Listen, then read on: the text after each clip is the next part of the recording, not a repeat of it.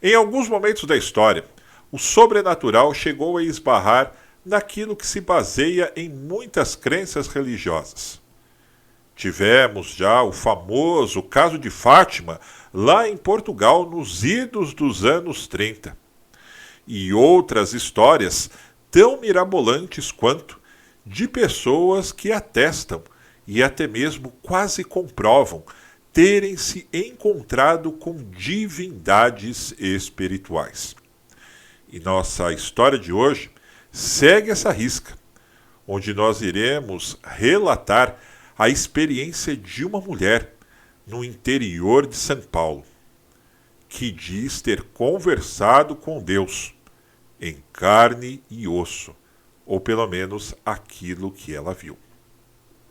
Eu sou Luiz Felício, e enquanto roda a vinheta, vá se inscrevendo aqui no canal. Afinal de contas, está começando mais um vídeo mistério.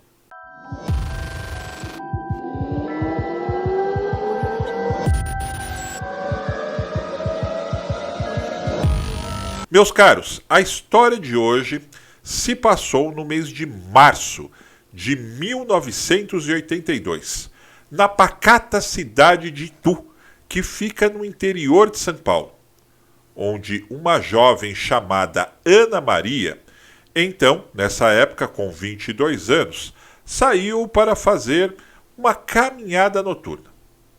Enquanto ela dava esse passeio, perto de uma praça muito conhecida daquela cidade, ela notou um homem parado do outro lado da calçada, que parecia um tanto desorientado e perdido. Ela até chegou a arriscar um palpite de que ele estivesse passando mal, ou alguém tivesse feito alguma coisa para ele, pois estava muito aflito.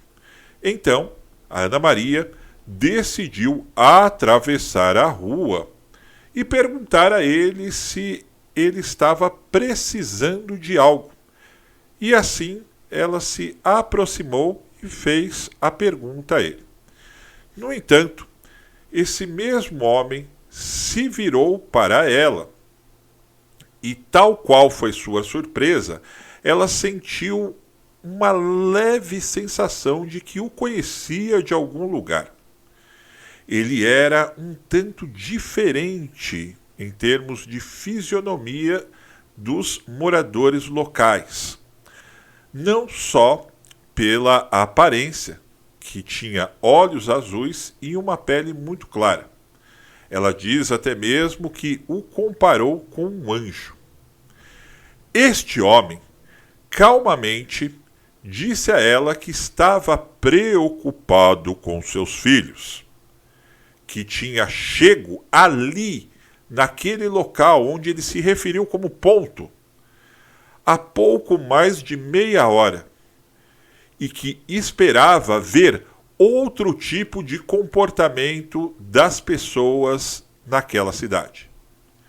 Durante essa conversa, este mesmo homem explicou a Ana Maria que a humanidade precisava de amor, empatia e compaixão para evoluir e superar os seus desafios. Ele ainda falou sobre a importância de cuidar do meio ambiente, da igualdade de direitos e da importância do perdão entre a própria humanidade. Embora a Ana Maria, personagem principal aqui de nossa história, estivesse inicialmente cética sobre a identidade do homem, a sabedoria e o amor que ele transparecia tocaram de certa forma o seu coração. E ela se convenceu de que, apesar de que ele parecia até mesmo um andarilho ou uma pessoa desorientada, ele sim era diferente. Bom, mas calma aí, que a história ela vai ficar mais interessante a partir de agora, ok? Não é tipo só uma passagem bíblica, uma parábola que nós estamos colocando aqui no quadro hoje, tá? Mas sim, ela vai ter aquele teor de mistério daqui a pouquinho. Segura aí. Ana Maria, então, perguntou se ele estava com sede ou com fome. E ele apenas a observou por cerca de 4 segundos e não respondeu absolutamente nada. Muito custosamente, ele falou um obrigado, de maneira muito baixinha, depois desse certo tempo. Ana Maria, então, enquanto olhava para ele, tentava buscar algum tipo de explicação pelaquela admiração que ela mostrava com aquele ser. Ela deixou cair um molho de chaves que estava em suas mãos. Foi então que ela abaixou e pegou rapidamente. Sabe quando você tem aquele reflexo? Opa, caiu, você já vai ali e já pega. Mas acontece que nesse estalo de dedos, quando a Ana levantou, depois que pegou a chave, o homem que estava ali bem à sua frente tinha desaparecido como um passe de mágica. A grande verdade é que não daria tempo, se ele fosse uma pessoa, digamos assim, como eu, você, a pessoa normal, como ela na época descreveu aqui no relato, não daria tempo dele ter corrido, ou fugido, ou sei lá, sabe, se escondido atrás de uma árvore, alguma coisa. Foi realmente algo repentino. E quando ela procurava por ele, ela acabou observando no chão uma folha de caderno, tipo essas de caderno universitário mesmo, que estava um tanto amassada. Ali, já que ela estava super curiosa com toda essa cena, essa sensação de bondade que ela tinha sentido, ela decidiu abaixar e pegar aquele papel. E lá tinha escrito à mão a oração do Pai Nosso. E no final estava escrito: sempre que se sentir só ou aflita, fale comigo através dessa oração. Na época, Ana Maria inseriu nesse relato que, embora ninguém, nem mesmo ela, pudesse ter confirmado a identidade daquele homem, pela sensação que ela teve, ela afirma que se encontrou com Deus em carne e osso, pelos exatos 4 minutos. Acontece que, meus caros, um fato um tanto triste, mas arrebatador nessa parte final do relato, é que a Ana Maria faleceu em junho de 1994, ou seja, cerca de 12 anos após o ocorrido, em um acidente de moto. Mas sua irmã caçula, Ivonete, que conhecia a história, pois ouviu o relato várias vezes da boca da irmã, afirmou que antes de fecharem o caixão de Ana Maria em seu velório, um homem com as mesmas características as quais Ana Maria sempre contou na história e que absolutamente ninguém conhecia, não era um familiar e muito menos um amigo da família, entrou na sala calmamente, na sala do velório, muito calmamente, e foi até o caixão.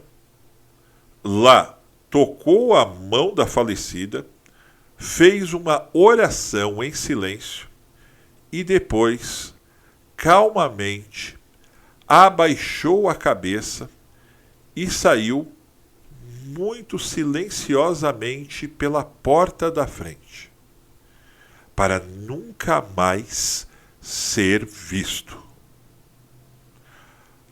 Olha, eu tenho que dizer para vocês que, de fato, esse relato ele pode até parecer ter uma conotação religiosa, mas não foi esse o intuito de nós trazermos aqui, pois muitos já sabem que semanalmente nós relatamos aqui casos ufológicos, contos de lobisomens, algo ligado mais propriamente dito ao sobrenatural.